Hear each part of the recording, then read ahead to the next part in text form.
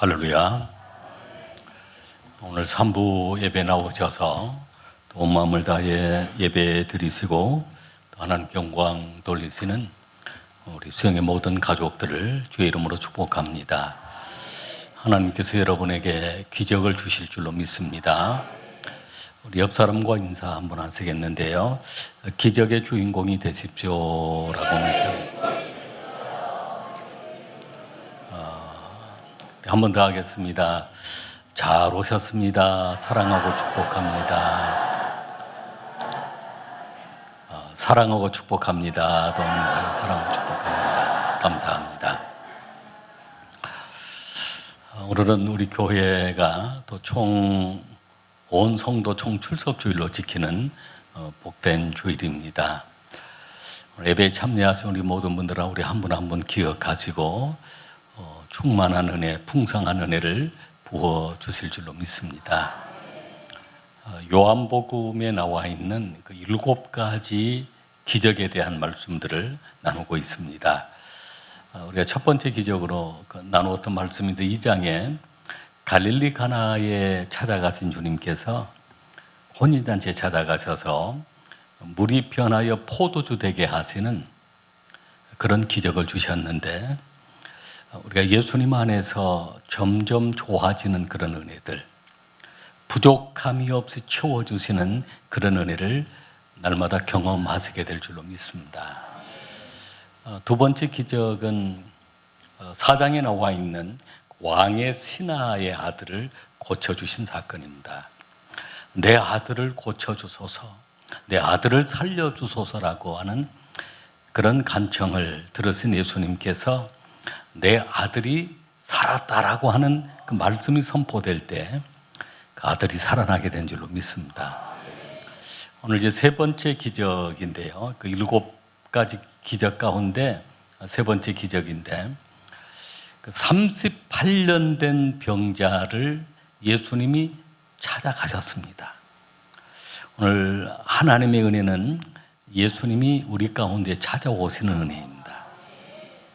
그리고 38년 된 병자를 주님이 고쳐주셨습니다. 치유해 주시는 은혜입니다.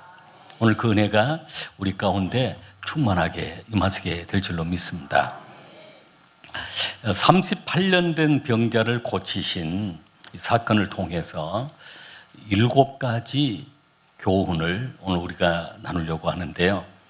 오늘 말씀을 잘 듣고 또 삶에 적용을 해 나갈 때 놀라운 그런 치유의 은혜, 회복의 은혜, 하나님께서 늘 도와주시는 그 은혜가 임하시게 될 줄로 믿습니다. 첫 번째는 주의를 우리가 거룩하게 지켜야 합니다. 이 은혜를 경험하기 위해서 주의를 소중하게, 주의를 거룩하게 지키는 자가 되어야 합니다. 1절 말씀 한번 같이 읽겠습니다. 그 후에 유대인의 명절이 되어 예수께서 예루살렘에 올라가시니라. 아멘. 9절 말씀도 같이 읽겠습니다. 그 사람이 곧 나와서 자리를 들고 걸어가니라. 이날은 안식일이니. 아멘. 예수님께서 예루살렘에 올라가셨는데 명절에 올라가셨습니다. 그리고 38년 된 병자를 고쳐주셨는데 그 고쳐주신 날이 바로 안식일. 오늘 우리에게는 주일입니다. 그날에 주님께서 고쳐주시고 회복해 주시고 하나님의 큰 은혜를 받게 해 주신 것입니다. 1절에 나와 있는 유대인의 명절이 되어라고 했는데 유대인의 명절은 이스라엘 백성들이 지키는 소중한 명절 3대 절기가 있었습니다. 무교절이라고 하는 절기인데 이스라엘 백성이 애굽에서 430년 동안 노예 생활을 했습니다.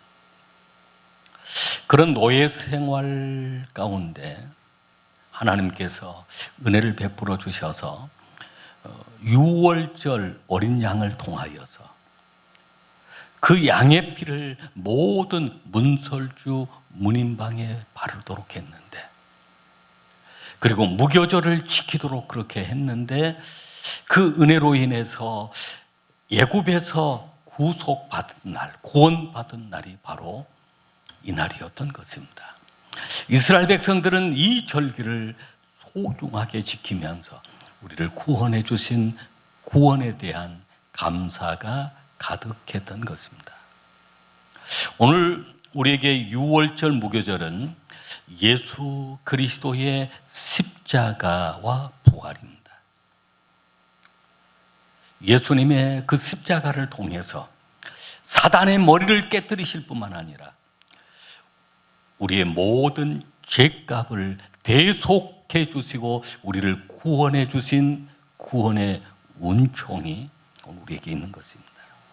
그리고 부활을 통해서 영원한 생명을 주셨는데, 바로 이것이 오늘 우리에게는 유월절이나 다름이 없습니다. 구원의 절기인 것입니다. 그래서 예수님이 부활하신 날, 주의 날, 우리는 주님 앞에 나와 늘 하나님께 감사함으로 영광을 돌려야 될 줄로 믿습니다. 또 다른 명절은 초실절인데, 이것을 오순절이라고도 합니다. 초실절, 맥추절이라고도 또 이름합니다. 처음 익은 열매를 하나님께 드렸는데, 이날 오순절에는 성령이 또 강림한 초대교회의 그런 날이기도 합니다. 오늘 우리가 거룩한 주의 날을 통해 하나님께 영광 돌리는 여러분의 삶 속에 오늘 성령님의 강한 기름 부으심이 함께할 줄로 믿습니다. 그리스도가 첫 열매가 되었는데, 우리 또한 그리스도와 함께 소중한 첫 열매가 되어 하나님께 영광을 돌려드리는 삶이 되어야 될 줄로 믿습니다. 세 번째 절기는 수장절이라고 하는 절기, 장막절이라고 하는 절기입니다. 이 절기에는 모든 곡식을 추수하고 알곡을 모아 곡간에 드리는 그런 절기입니다. 그래서 그들은 초막절을 지키고 이 수장절을 지키면서 하나님 앞에 감사로 영광을 돌리는데, 오늘 우리는 예수 그리스도의 아름다운 알곡, 열매가 되어서 영원한 하나님 나라에 들어가는 그런 알곡의 신앙이 되어 우리는 수장절을 지키고 또한 장막절을 지키는 그러한 절기로 우리 안에 그 모든 절기가 다 감사함이 가득했던 것입니다. 수장절이나 장막절이나 초막절이 다 감사의 절기.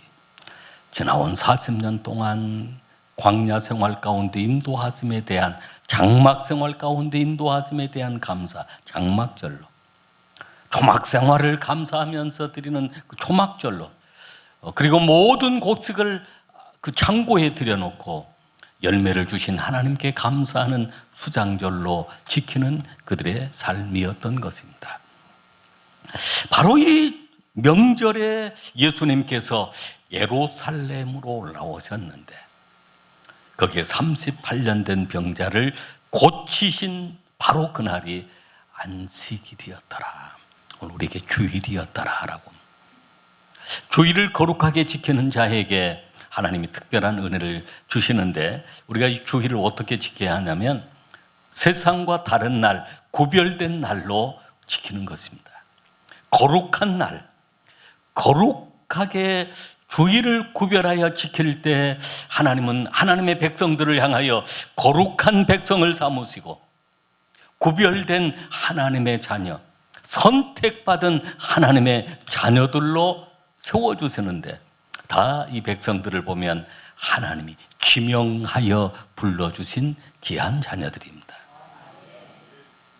이 날을, 이 주의 날을 존귀한 날로, 보배로운 날로 여길 때, 그래서 이 날을 하나님께 드리는 그 존귀한 날, 보배로운 날로 드리는 그 백성들을 향하여 하나님께서 그 백성들을 존귀하게 여겨주시고 보배롭게 여겨주시는 것입니다.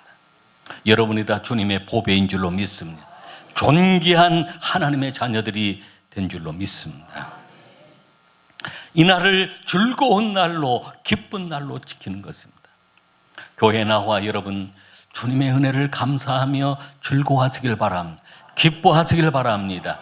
그 백성들을 향하여 영원한 천국의 기쁨을 누리도록, 영원한 하나님의 나라의 그 즐거움을 이 땅에서도 누리게 하시고, 그리고 천국 가서도 영원한 생명, 또 영원한 기쁨을 누리도록 하시는 그 은혜를 부어주시는 것입니다. 그래서 주의 날은 거룩한 날로 구별하고, 보배롭고 존귀한 날로 구별하고, 이 날을 즐거워하고 기뻐한 날로 우리가 누리게 되어질 때, 우리 한 사람 한 사람이 다 하나님의 거룩한 백성이 되어지고 보배롭고 존귀한 백성이 되어지고, 할렐루야. 우리 안에 하늘의 기쁨으로 가득 채워주신 줄로 믿습니다. 바로 이날 예수님께서 38년 된 병자를 고쳐주신 것입니다. 주의 날 주님 앞에 나와 기뻐하며 하나님께 영광 돌리는 여러분의 삶 속에 38년 된 병자를 고쳐주신 그 은혜가 여러분에게도 임하시게 될 줄로 믿습니다. 두 번째는 예수님이 은혜 위에 은혜입니다. 우리 한번 따라하겠습니다. 예수님이 은혜 위에 은혜입니다. 2절 말씀 우리 한번 같이 읽겠습니다. 예루살렘에 있는 양문 곁에 히브리 말로 베데스다라 하는 못이 있는데 거기에 행각이 5이 있고, 4절 말씀까지 계속 읽겠습니다. 그 안에 많은 병자, 맹인, 다리 저는 사람, 혈기 마른 사람들이 누워 물의 움직임을 기다리니, 이는 천사가 가끔 못에 내려와 물을 움직이게 하는데 움직임 후에 먼저 들어가는 자는 어떤 병에 걸렸든지 낫게 되밀어라. 아멘. 베데스다라고 하는 못이 있었습니다. 이 베데스다는 어떤 의미를 가지고 있냐면, 베이트라고 하는 그 단어와 헤세드라고 하는 단어의 합성어인데, 베이트는 집이라고 하는 그런 뜻이에요. 장소, 집. 베델 하면 하나님의 집, 베델. 베들레헴 하면 떡집, 그래, 집이라고 하는 거. 앞에 벳이 붙어서 집이라고 하는 뜻인데, 여기에는 아주 좋은 베데스다. 그래서 헤세드라고 하는 하나님의 자비, 하나님의 긍휼, 하나님의 사랑, 하나님의 은혜, 헤세드가 포함되어 있는 베데스다 있는 것입니다. 이 베데스다는 특별한 장소, 은혜의 집, 자비의 집이었습니다.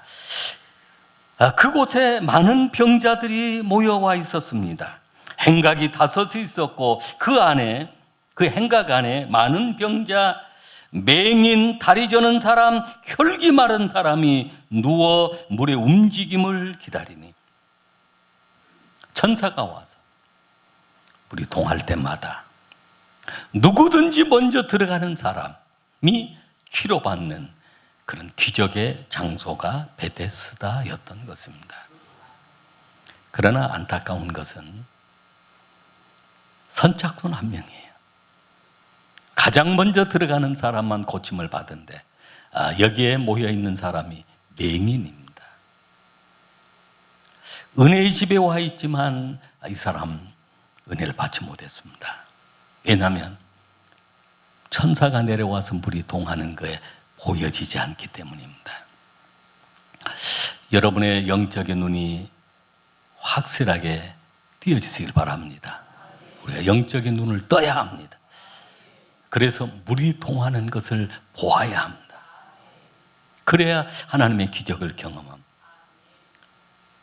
다리 저는 자, 쉽게 걸어갈 수 있는 사람이야. 걸어가다 넘어지고 또 걸어가다 넘어져 버리고, 그래서 더 건강한 사람이 뛰어 들어가 버리고 맙니다. 이 사람도 베데스다에 와 있었지만 이 은혜의 집에 와서 은혜를 못 받은 것입니다. 혈기 마른 자는 중풍병자로 누워있는 사람, 두 눈 뜨고 물이 동한 것도 보고 사람이 뛰어들어가는 것도 보지만 자신은 뛰어들어갈 수가 없습니다. 몸을 움직일 수가 없습니다. 베데스다 연못가에 와 있는지 아주 오랜 시간이 되었지만 치료받지를 못하고 있었습니다. 여러분, 우리 신앙생활이 그렇습니다. 예수님을 만나야 합니다. 교회 나왔다는 그 자체, 베데스다와 같은 교회에 나왔다는 그 자체가 은혜이지만 은혜 위에 은혜는 바로 예수 그리스도이신 것입니다. 요한은 그렇게 증거했습니다. 요한복음 1장 16절에 보면 예수님을 가르쳐서 충만한 것으로 우리에게 채워주시는데 바로 은혜 위에 은혜로라 라고 요한복음 1장 말씀을 통해서 증거하고 있는데 바로 16절 말씀에 우리가 다 그의 충만한 데서 받으니 은혜 위에 은혜로라. 교회 나온 것도 은혜이지만 오늘 예수님이 은혜 위에 은혜임을 깨달아야 합니다. 요한복음 1장 17절에 보면 율법은 모세로 말미암아 주어진 것이요 은혜와 진리는 예수님으로 말미암아 온 것이라 라고 했습니다. 베데스다 연못가에 있는 것이 은혜였지만, 은혜의 집에 있는 것이 은혜였지만 그곳에 진정한 은혜와 축복을 받기 위해서는 은혜 위에 은혜 대신 예수님을 만나야 합니다. 오늘 그 예수님을 여러분 만나시길 바랍니다. 그 예수님의 기적을 경험하시길 바랍니다. 세 번째는 예수님은 양의 문이십니다. 우리 한번 따라하겠습니다. 예수님은 양의 문입니다. 다시 한번 2절 말씀 속에 우리 2절 말씀을 같이 읽겠습니다. 예루살렘에 있는 양문 곁에 히브리 말로 베데스다라 하는 곳이 있는데 거기에 행각 5이 있고 양문이라고 하는 것은 예루살렘 그 성전에는 그 성벽이 있고 성전에 들어가기 위해서는 8개 문이 있었습니다. 8개 문 가운데 한 문이 바로 양문이었습니다. 그 양문을 통해서 이스라엘 백성들이, 그 유대인들이 하나님께 제사를 올려드리려고 하면 양을 끌고 가야 했었습니다. 근데 그 양을 이곳저곳 아무 문이나 데리고 갈 수 있는 것이 아니라 양의 문을 통해서만 들어갈 수 있습니다. 그리고 가까운 곳에 또 양을 팔고 사는 양의 그 시장도 있었습니다. 바로 양문, 바로 예수 그리스도가 양의 문이 됐습니다. 예수 그리스도가 먼저는 양이 되셨습니다. 어린 양이 되셨습니다. 요한은 그렇게 증언했습니다. 요한복음 1장 29절에 예수님이 오시는 것을 보고 증언하여 이르시되 하나님의 어린 양이로다라고 했습니다. 예수님은 우리 어린 양이 되셨습니다. 우리 모든 인류의 죄악을 담당하시기 위하여, 저와 여러분의 죄를 속죄해 주시기 위하여 친히 어린 양이 되어 주셔서 십자가 위에서 피 흘려 죽으심으로 한 마리 어린 양처럼 제물이 되어 주시는 분이 바로 예수 그리스도이십니다. 요한복음 10장 7절 말씀을 통해서는 또 이렇게 증언합니다. 나는, 예수님께서 증언하여 말씀하시는데 나는 양의 문이다 라고 합니다. 나는 양의 문이다. 그리고 이어서 9절 말씀 속에는 그 문을 통해서 들어가는 자마다 구원을 얻고 그 문을 들어가고 나오는 자마다 꼴을 얻으리라 라고 했습니다. 예수님만이 우리의 유일한 문이 되시는데 바로 그 10장 10절에 보면 도둑이 오는 것은 도둑질하고 죽이고 멸망시키는 것뿐이요 내가 온 것은 양으로 생명을 얻게 하고 더 풍성히 얻게 하려 함이라 라고 했습니다. 문이 있다고 해서 모든 문이 다 하나님 나라로 연결된 문이 아니었습니다. 천국 가는 문은 오직 예수님, 어린 양 되신 그 예수님, 우리의 양의 문이 되신 그 예수님을 통해서만 들어갈 수 있습니다. 다른 문, 도둑은 도둑질하고 죽이고 멸망시키는데 그 문으로, 다른 문으로 들어가면 우리 영혼을 죽입니다. 멸망시킵니다. 지옥으로 끌고 가버리고 맙니다. 바로 예수 그리스도가 우리의 문이 되시는데, 양의 문이 되시는데 그 문이 바로 좁은 문인 것입니다. 이 문으로 들어가는 자마다 구원과 생명을 얻기 때문입니다. 이 문을, 양의 문을 다른 이름으로 사용하기도 합니다. 그 문을 스데반의 문이라고도 하는데, 스데반이 그 문을 지나가서 순교를 당했던 장소이기 때문에 스데반 문이라고 합니다. 그래서 그곳에 가까운 곳에 스데반 기념교회가 지금 세워져 있습니다. 또 그 문을 마리아의 문이라고도 합니다. 마리아 그 친정이 그곳에 가까운 곳에 있었습니다. 그래서 그 가까운 곳에, 지금도 한 50m 떨어진 곳에 성 안나 교회라고 하는 기념교회가 있습니다. 마리아 어머니를 기념한 성 안나 교회. 또 다른 이름이 있는데 나이언 사자의 문이라고 하는 그런 문입니다. 그 터키 순례 이만이 그 예루살렘을 공격하고 정복을 할 때 그런 꿈을 꾸었습니다. 그 성을 공격을 했는데 갑자기 그 밤에 사자 4마리가 자신을 막 물려고 공격을 한 것입니다. 그러다 그 사자 공격을 받고 꽉 하고 깨었는데 너무 그 꿈이 두려웠습니다. 그래서 그 꿈을 해석하는 학자에게 물어봤더니 그 꿈은 지금 예루살렘 성을 정복함으로 인해 받은 그런 꿈인데, 회개하고 그 성문을 바르게 세워라, 건축을 해라. 그러면 하나님이 당신을 죽이지 않고 살려줄 것이다. 그런 꿈을 해석을 해준 것입니다.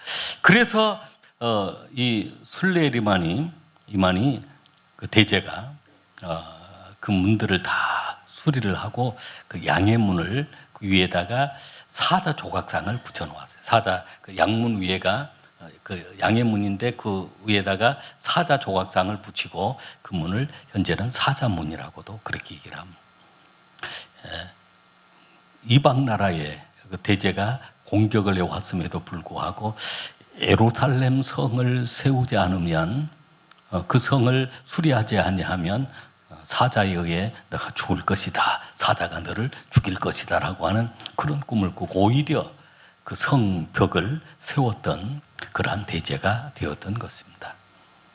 오늘 우리에게는 그런 환상들, 그런 꿈이 있습니다. 오늘 우리에게는 하나님의 교회를 세워나가야 합니다.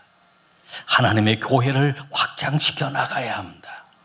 그때 하나님께서 영광을 받으시고 더 귀하게 사용해 주실 줄로 믿습니다. 예수님은 양의 문, 어린 양이 되시는 그 예수님이 양의 문으로 양문으로 들어가셨고, 또 친히 예수님은 양의 문이 되어주신 예수님이십니다. 네 번째는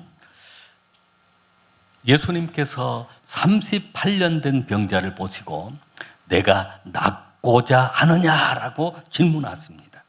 우리 6절과 7절 말씀 우리 함께 읽겠습니다. 6절과 7절 말씀. 예수께서 그 누운 것을 보시고 병이 벌써 오랜 줄 아시고 이르시되 내가 낫고자 하느냐. 병자가 대답하되 주여, 물이 움직일 때 나를 못에 넣어주는 사람이 없어 내가 가는 동안 다른 사람이 먼저 내려가나이다. 아멘. 38년 된 병자가 있었습니다. 먼저 우리가 그 38년 된 병자에 대해서 네 번째로 말씀을 먼저 나누겠습니다. 우리 5절 말씀 같이 읽겠습니다. 거기 38해 된 병자가 있더라. 아멘. 이 병자가 38년 된 병자입니다. 38년이라고 하는 병자라고 하니까 1, 2년 동안 병을 앓고 있는 것이 아닙니다. 고질병을 앓고 있습니다. 아무리 오래된 고질병이라도, 아무리 큰 중병이라도 예수님이 고치시면 고쳐지시는 것입니다. 이 고질병에 예수의 은혜를 탁 점 하나 찍으면 고칠 병이 된 줄로 믿으시길 바랍니다. 고질병 38년 동안이나 혈기 마르고 중풍병자가 되어 누워있는 이 사람, 고난의 세월, 아픔의 세월이었습니다. 원망과 불평이 가득 찬 그런 세월이었습니다. 아마 그런 삶이 시작이 되어서 하나님께 불순종하고 불신앙하는 그런 삶이 시작이 되어서 어느 날 병이 찾아왔고 치료가 되지 않고 38년 동안 중풍으로 누워있는 그런 병자가 되었는지 모르겠습니다. 민수기 13장과 14장을 보면 이스라엘 백성이 광야 38년 동안 광야길을 걸어가게 됩니다.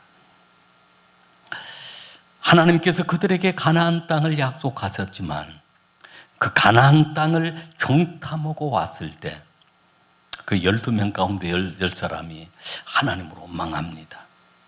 불평합니다. 심지어는 모세를 돌로 쳐 죽이려고 합니다. 온 백성들이 하나님으로 원망하고 불평하는 무서운 죄를 짓습니다. 그러나 요수아와 갈렙만 하나님께 감사하고 하나님이 주시는 땅이라고 긍정적으로 예치며 보고했습니다. 그런 요수아와 갈렙만 가나안 땅에 들어가고 1세대들이 원망하며 불평했던 1세대들이 다 광야에서 죽고 말았던 것입니다.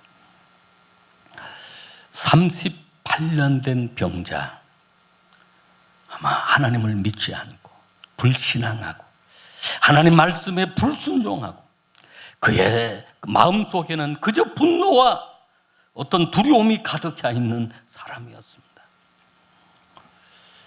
우리에게는 이런 38년이 있어서는 안 되겠습니다. 감사함으로 하나님께 영광 돌리고 하나님의 은혜를 늘 기억하면서 전지전능하신 하나님을 믿고 우리를 구원하신 예수님을 믿고 우리가 예수님 안에 살아가야 될 줄로 믿습니다. 그래서 5번째, 일어나 걸으라라고 이 38년 된 병자에게 예수님이 선포하시는데 특별히 우리가 봉독한 말씀 우리 한번 같이 읽겠습니다. 8절 9절 말씀을 같이 읽겠습니다. 예수께서 이르시되 일어나 내 자리를 들고 걸어가라 하시니 그 사람이 곧 나아서 자리를 들고 걸어가니라. 이날은 안식이니. 아멘. 먼저 예수님께서 그 사람을 향하여 내가 낫고자 하느냐라고 묻습니다. 38년 된 병자에게 그렇게 물었습니다. 물을 때 예, 낫고 싶습니다. 저를 고쳐주십시오. 회복해 주십시오. 그렇게 대답을 하면 좋을 텐데 그 사람의 그 생각 속에는 원망이나 불평으로 가득 차 있습니다. 물이 통할 때, 물이 움직일 때 나를 못에 넣어주는 사람이 없습니다. 내가 가려고 하는 그 동안 다른 사람이 먼저 내려가 버립니다.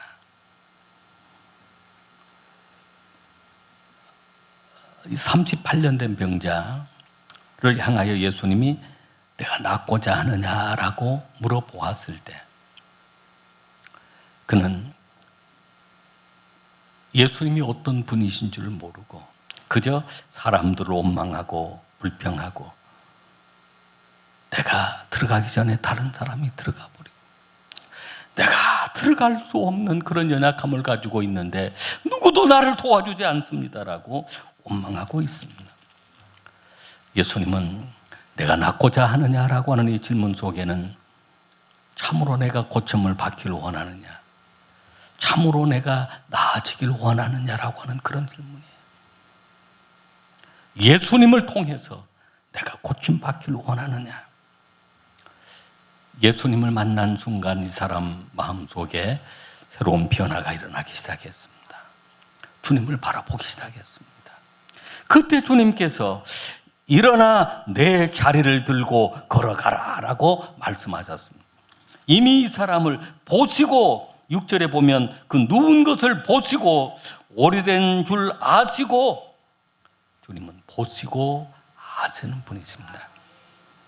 오늘도 여러분을 보고 계심을 믿으시길 바랍니다. 여러분의 형편을 아심을 믿으시길 바랍니다. 다른 사람들은 다 몰라도 주님은 우리를 보시고 주님은 아시는 분이십니다. 낳고자 하느냐라고 하면서 낳기를 진정으로 포기해버리는 그런 인생이 다시 꿈을 갖고 다시 치료되는 그런 믿음을 갖고 나아가기를 원하시는 것입니다. 그러한 38년 된 병자를 향하여 예수님은 일어나라, 걸어가라, 일어나 그동안에 내가 사용했던 그 자리들을 들고 걸어가라라고 명하신 것입니다. 여러분, 우리가 주님 말씀하실 때 일어나야 될 줄로 믿습니다. 그리고 그 자리를 들고 더 이상 그 자리 쳐다보지도 말고 그냥 들고 우리가 걸어가야 합니다. 하나님은 오늘 이 은혜를 부어주시는 것입니다. 일어나 걸어가는 것은 새로운 삶의 시작인 것입니다. 여러분의 삶이 새롭게 시작되기를 원하십니다. 주님 안에서 이제는 불평하고 원망하는 그런 삶이 아니라 감사하고 찬양하고 하나님께 영광 돌리는 삶으로 변화되기를 원하시는 것입니다. 여섯 번째는 은혜를 받고 나면 시험이 오는데 시험을 이겨내야 합니다. 할렐루야. 10절 말씀 같이 읽겠습니다. 유대인들이 병 나은 사람에게 이르되 안식일인데 내가 자리를 들고 가는 것이 옳지 아니하니라. 아멘.